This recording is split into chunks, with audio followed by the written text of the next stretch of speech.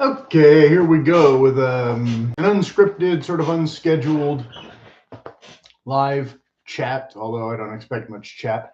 This had a blue element that got buried that I kind of like. Anyway, a friend had asked me if this was a silk tie or something, and I said no, but I was wrong. It is. It's just not the same consistency as some of those other ones. Anyway, I had done one of these a while ago. About Oscar Wilde and some other things, episode 242, and I might have done a similar video since then. I don't recall. Anyway, don't like spoilers, so don't spoil it for me. Usually when friends give me a book, they just say, oh, just trust me kind of thing. But I'm going to have to redo the title to get more clicks maybe. But the main one can, I guess, be this book. I'm only about halfway through. I had it for a couple decades already because it came more highly recommended from like pop culture sources, like movies. High Fidelity mentioned it. I don't think the English book High Fidelity, I don't remember him mentioning in that, but in the John Cusack, he certainly does. So I'll talk about this one last, right? I had thought this, I only saw this in a bin and I grabbed it. I thought this was the HBO or Showtime show, but I don't think it is. I started reading it thinking it was that just several months ago and immediately discovered it's more about a quirky English family. So I don't know if I'll finish reading this one or not. And I don't have the dust sleeve. But the beginning, so I will be giving spoilers, but only brief spoilers, not immense spoilers, because again, I don't have the dust jacket, so I can't read you, the Tom was a midwife from Manhattan kind of, stuff that's usually on these things. But so it begins at a funeral basically, and you're getting to know 50 characters, and any book that introduces more than 3 characters at the beginning, I'm usually kind of lost anyway, but maybe I'll read it. This one I already read, and I can't recall if it's the one with the guy with the birds in the park, because I read it around the same time as some of the Nicholas Sparks books, and I did an episode about Nicholas Sparks way back when too. What was it?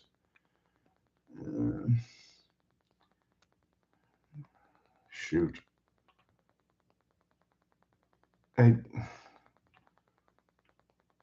Maybe it was 161. Maybe I put it in the wrong playlist. Anyway,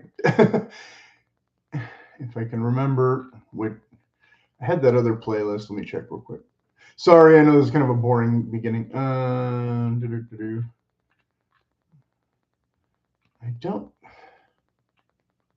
don't see it here. No. So maybe that was the one. I don't remember. Because this is all writing advice in this other playlist. But Nicholas Sparks was one that I might have talked about in the screenwriting a bit also, because he had done, so in my practical movies playlist, he had done a lot of books that turned into Hollywood movies. Not necessarily all the movies that I liked, but I definitely liked Message in a Bottle more than Sleepless in Seattle, although they were very similar. So anyway, I won't go into that. Anyway, so around the same time, I read this, and oh, my viewers are gone already. Well, they weren't probably interested in the books anyway. So I will read some of the thing here. After her marriage to Damien ended in disaster, Londoner Josie Flynn, 30-something and single again, is flying across the ocean to her American cousin's big mistake wedding. In her present love stinks frame of mind. So this is the kind of female character we're mostly going to be discussing before we get back to the cholera book. spoiler of the video as opposed to spoiler of the fiction. So I don't recall this one hitting as home on a personal level as much as some other stuff. But anyway, I'll read a little bit more. Like real life, only funnier with sharper dialogue and more cocktails. Yeah, that that kind of whole thing. The perfect day, the perfect place, the perfect man? Question. So not quite necessarily Hallmark movie. Let's see. In her present love stinks frame of mind, the last person she expects to be seated next to on the flight is someone like Matt Jarvis, a recently divorced rock journalist. Matt is a sensitive, good-looking, and remarkably attentive, and before their plane touches down, Josie's smitten, etc., etc., etc. Okay, he already left. Okay, well, so is this literary fiction? No, not especially literary fiction. None of these are, again, literary fiction. So, like I said, the Dark Academia, tenuous connection at best. But this one has, London and New York instead of New England and college, I guess. So similar to that, I started reading this and I didn't get as far. Again, this character, she's adding the twist of, oh, but I'm also ethnic. But basically, if you watch any of my Boycott Tinder content, we come across, again, this same kind of female character quite literally, and why they can't find love, blah, blah, blah. Well, here, I'm assuming we're having a happy ending. But sharp, smart, and sexy. I don't know, sexy for whom, I'm not sure. But I'm sure there's a hunky protagonist and, all that kind of thing. Let's see, role swapped. Oh, sorry, a perfectly executed role swapped How to Lose a Guy in 10 Days, according to the New York Times, maybe, whoever wrote that. And USA Today bestseller author, How to Build a Successful Relationship. Don't lie. Well, that's good advice, right? Jack Nolan is a gentleman. Okay, but Jack's not the main character. Well, he's the lead male protagonist, but I'm pretty sure that the Josie girl is the main character. And unlucky in love. His viral success has pigeonholed him as the how-to guy for a buzzy internet media company instead of covering hard-hitting politics. Fed up with his fluffy articles and the app-based dating scene as well, he strikes a deal with his boss to write a final piece de resistance. How to Lose a Gal. Easier said than done when the gal he meets is Hannah Mayfield, and he's not sure he wants her to dump him. In real life, you probably would if you're this much of a... Well, he's not a total Chad, I guess, so he's not just in it for the one-night stand. But, yeah, we'll see. Hannah is an extremely successful event planner who's focused on climbing the career ladder, but still a hypergamist, right? I'm trying not to be too cynical, but, like I said, we're dealing with this on a weekly basis in the other menu or the other playlist. Let's see. Climbing the career ladder. Her firm is one of the most prestigious in the city, whatever that means. What year was this? I'm sure we're dealing with pre-pandemic. 2019. Oh, right before pandemic. Okay, that's interesting. So written around the same time as that whole zeitgeist, I guess, of all these women who are now on TikTok complaining that there's no men who want to date them that are high enough quality, blah, blah, blah. Okay. Her firm is one of the most prestigious in the city. Of course it is. And she's determined to secure her next promotion. But Hannah has a bit of an image problem. She needs to show her boss that she has range, which, of course, Tinder gal would say is what gets her in trouble in meetings or whatever. Because it's the patriarchy. I don't know if that will be in here to the letter, but a lot of other stuff will probably be very familiar, which is kind of why I stopped reading it at page 12, but not entirely, because there was other things I wanted to accomplish. And like I said, I already read Oscar Wilde. She needs to show her boss that she has range, including planning dreaded romantic weddings. Yeah, she hates romance, but she wants to plan weddings, right? Okay. And just get a different job. Nobody's stopping. Okay. He's the perfect man to date for a couple of weeks to prove to her boss that she's not scared of feelings, which is the opposite of what the other boss might have wanted, I guess. Before Jack and Hannah know it, their fake relationship starts to feel all too real, and neither of them can stand to lose the other, which I guess most people would just scream as Stockholm Syndrome, except Jack might have some redeeming qualities because he doesn't seem to hate women or whatever, or love or fear it. I don't know. Like I said, haven't read that far. Don't know. But yep, that's definitely the kind of summer reading thing that I'll, tackle probably sooner than later. So these aren't necessarily recommendations. If you don't want to read something like this, then you don't have to. But as an aspiring or semi-accomplished screenwriter type, I'm kind of like always looking for a thing. But again, on the back cover, they're already alluding to a different movie that was already successful, which in my mind would make it less desirable. But in Hollywood these days, I probably should have written a spec script based on this 6 times over already, and yada, yada, yada. Maybe similar, maybe not. A no-nonsense, tough love guide for savvy girls who want to stop eating crap and start looking fabulous. So I don't know if this is a novel or not, or just a self-help thing, in which case I have it in the wrong section, but I grabbed it anyway just because, the title looks offensive enough that I can't, I don't know if I'm allowed to say the title, but I can show the title.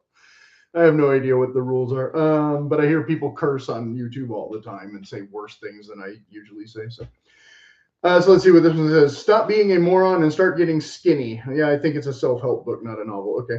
If you can't take one more day of self-loathing, you're ready to hear the truth. You cannot keep shoveling the same crap into your mouth every day and expect to lose weight. Well, that's kind of true with philosophy and politics and everything else, right? Garbage in, garbage out. So, but I'm not really necessarily trying to get that much skinnier, but I have lost weight. So, lucky me. But of course, I'm not also female. So, yeah, not a novel. Okay. So, again, like I said, not a recommendation either, but if that looks like something that's interesting to you, then, check it out. So again, I only got 12 pages into this, and like I said, the character was very on the nose.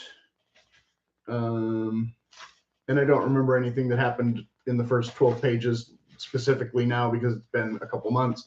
So I'll have to restart it, which is not that big of a deal because it's 10 pages, and it's not like I don't restart books all the time. Because I read the beginning of this several times and did never get past the first page and a half, I think. Okay, so warning. Oh, there's 2 of you now. Warning, there will be some minor spoilers right now, but not like anything that goes past the first chapter. So, spoiler number 1. The main character gets bumped off in the first chapter. Okay, so or who I assume is the main character. So that usually makes me wonder why I'm still reading. Now, again, when I had heard of this, okay, so it says a love story of astonishing power and delicious comedy. I'm not catching all the comedy per se, but I'm trying to keep an eye out for, when it's blatant. Humane, richly comic, almost unbearably touching, and altogether extraordinary. Okay, but I like the cover, which helped when I saw it. Now I bought this like 20 years ago or something, or I saw it in a used bin or somewhere, and it wasn't falling apart at the time, which is kind of a new development. So I guess I won't be keeping it. Maybe I'll keep the cover and use it for artwork or something in some little what do they call that? Gallery wall? Who knows? I had done a bit about tropics and that kind of thing in a previous book haul, I thought. Or maybe it was about well, I did the war movies. That was separate in the practical movies. And once again, I don't remember. Oh, it was 161 that time for sure. The one that I was 150, the one with Nicholas Sparks. I don't remember. Anywho, and I don't usually say things like anywho, but we're doing it for today just to be funny. So this author, I had thought was going to be kind of a Pablo Neruda, really kind of poetic, dense, hard to comprehend book. I was kind of, given that implicate, not just the John Cusack movie. I don't think John Hughes ever mentioned this. And like, I think there's a movie made from it that I haven't seen also. Not so much. It's more of a soap opera, but okay. So he doesn't believe in chapters in the usual sense. So there's like chapters, but they're all like 60 pages long. So like, it takes me a while to get through each one. I read one of them, I think, all the way through, and the rest of them I've had to stop every 20 pages or 15 pages or so and go do something else and whatnot. But it's going pretty fast now that I'm actually into it. Oh, I lost my viewers, whatever. But he likes to bounce between characters. So again, if you had separated this character into a specific chapter, I would remember who they are and what they do. It's not as bad as the one where they're introducing like 10 characters all in the first page kind of thing. But it is the kind of thing where I already forgot who half of them are, and then he reintroduces them briefly. Most of the time he abandons them, as far as I can tell, unless they're all going to come back in the last 80 pages or something, which I doubt. It's like, okay, I don't really need to know that much about this character's backstory if they're not going to do anything. And there is a bit of description and color and backstory and all that kind of thing, because the whole thing is kind of, again, spoiler, told in backstory, where I thought this was the main character, but now he's dead. So this other guy's the main character, but this other chick is the main character, but the chick marries the other dude, so this other character is just hanging around. But he's barely mentioned in the first chapter. Like, this is the kind of thing that drives me insane. Again, like, as a young writer, I totally would have been on board. This is totally the way I did submit things to my teacher, who would then look at me with a puzzled look and go, "You just can't." Now I understand what she meant. All these years later, like, it wasn't like a profound explanation I think I was ever given as to why not. But with the passage of time, I'm like, okay, is this bird going to change the world? Why do I need to know this much about this stupid bird? And there's more than one bird so far that gets almost as much attention as some of these characters, which, I like birds. I like paintings of birds, I guess, but just write a book about birds then. Like, you don't have to. Whatever. So there's a whole bunch, and it's one of those books where they assume that the time and place and setting and stuff, and you kind of have to piece it together in, I don't know, chapter 3, I think it was, around page 90 maybe, where he finally listed enough town names that I was able to cross-reference on a real map and find out, oh, it takes place in this specific region of Colombia. So instead of just putting like Colombia 1883 at the beginning, like a normal author, he lets you just sort of figure that out. And again, by the time I did that, I didn't really care anymore. I was kind of like, okay, so I don't know how much of the history is completely accurate, but some, I assume, and fine. But I had read a different book. I forget if I mentioned it. It was The Bridges at some such, whatever, by the Thornton Wilder, the Our Town guy. And I don't remember if I discussed that or not. I thought I did. It might be in, again, that same 161 episode. I really don't remember if it was in that. And that one was kind of a neo-historical kind of, or pseudo-historical rather, thing. I don't know how deeply it was based on actual history of, that one took place in, I don't know, Guatemala or Costa Rica, maybe, I forget. Anywho, so if you wanted to read something similar in time period ish, then you could also check that one out. But what, not exactly the same moral or premise or whatever. So the main thing, okay, if you're just tuning in now, whoever these people are who keep tuning in and tuning out, the main plot of this book so far, there is none. There's no actual plot so far, okay? I don't know if they're going to introduce one soon, because like I said, I'm about halfway through. And again, no spoil. Well, nobody's even commented yet, so I'm not too worried about it. But if you spoil it in the comments later, I'll come back at you with a furious vengeance of supernatural terror or something. You'll have a dream where you are in the movie Tron and you get trapped in a computer matrix or something. I don't know. Of course, there was a gal trying to convince you to go into the Tron matrix to save her boyfriend, and it's like, well, he's gone, honey. Let's just make it happen right now. She was more attractive than the gal in the movie, I'm sure. Okay. Again, if I was going to reboot something for a screenplay, maybe Tron would be a good place to start. Now that AI is the new Tron, right? Yada yada. That's not really on theme of scandalous romance or whatever's supposed to be going on here.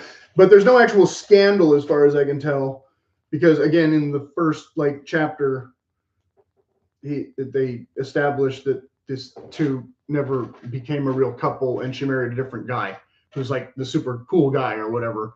So this guy's just a jealous twerp. So that doesn't make him especially the sympathetic character as much as you'd want him to be. There are some interesting lines where he's, over the top. I guess I can relate to when I was in college and all madly in love with, this girl who would never ever go out with you, but like manic pixie dream girl syndrome, right? I think we discussed that in a different, and most of us grow out of that to some degree because we, find somebody else who's not insane, hopefully. But on the other hand, you might keep searching forever because, again, manic pixie dream girl. Oops, no, manic pixie dream girl might be the norm now. I keep showing the wrong. Nope. I should just start juggling. Might be the typical character now. Again, get a book that has 12 main characters and navigate that. So yeah, I haven't finished it. So this isn't the typical kind of book review where I tell you, this and this and this. It's it's not an academic treatise or whatever, and it's not a buy this book that'll change your life. Will it? I don't know. Maybe you might enjoy it more than I do. So again, coming back to this kind of girl saying how much she likes this kind of book to, I don't know, sound smarter or whatever, but it's still a soap opera at the end of the day, same as these books as far as I can tell. So why it's not a Hallmark movie, I don't know. Probably because it takes place in the jungle and everybody's weird and depressing instead of upbeat and spunky and running the high prestige wedding planning agency or whatever it's. So yeah, like I said, I'm not going to boil down the characters and all that kind of thing in a summer reads reco kind of thing like this.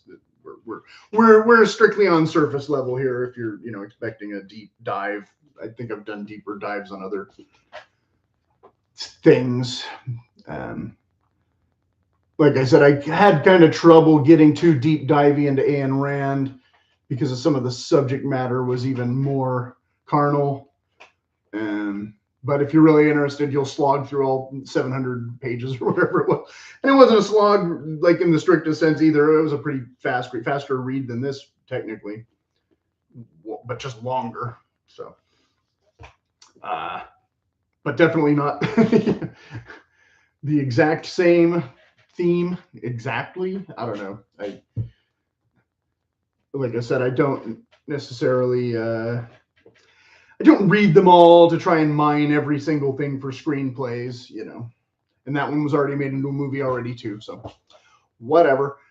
So I don't really know what to add, but of course, if you have any actual questions, you'll surely put them in the comments, whoever the few of you are who keep popping in and popping out. And I don't want this to be 6 hours long because there's no reason for it to be much longer without, like I said, this is a reading list thing more than a, you know, synopsis thing or whatever.